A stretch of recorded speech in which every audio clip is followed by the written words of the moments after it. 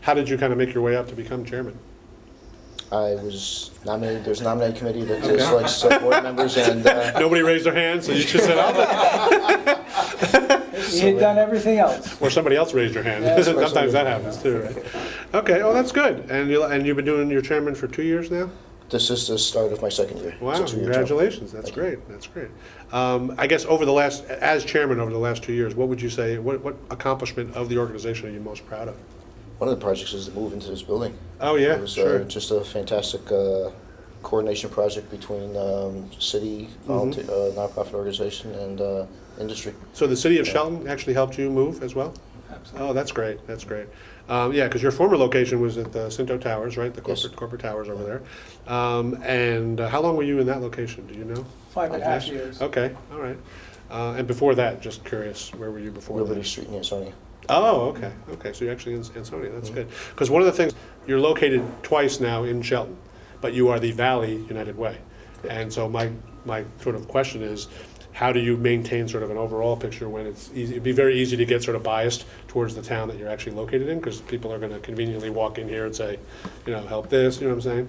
As opposed to, so it's tough, I think. I mean, the Chamber of Commerce, same situation, Valley Arts Council in Derby, but yet serves the whole valley, so I just wondering. Because the origin of Valley United Way is in those separate towns. Long before it was Valley United Way, the towns had their own United Ways or community chests or red Right, feather right. societies. Those were different names they had early on. Right.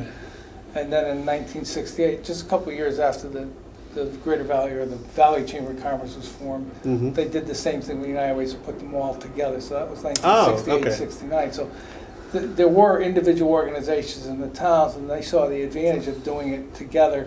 And what's unique about the Valley is there is a Valley identity. In addition to the town identity, people do say, I'm from the Valley. Oh, And it absolutely, has absolutely. meaning, so it made it a little bit easier. Do you know, to I mean, do I know, that. Jack, you were very highly involved in the Derby Historical Society for a long time.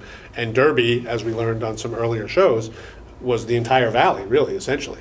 Except for Shelton. Except for Shelton, that's right. But it broke, so you had all these things. Right. So where, I mean, from a historical perspective, where do you think that sort of community feel came from? I mean, it's just, because you have thousands of towns in the US that happen to be neighbors, but I agree with you. I don't know if they have the same kind of passion about their region as opposed to their own particular town.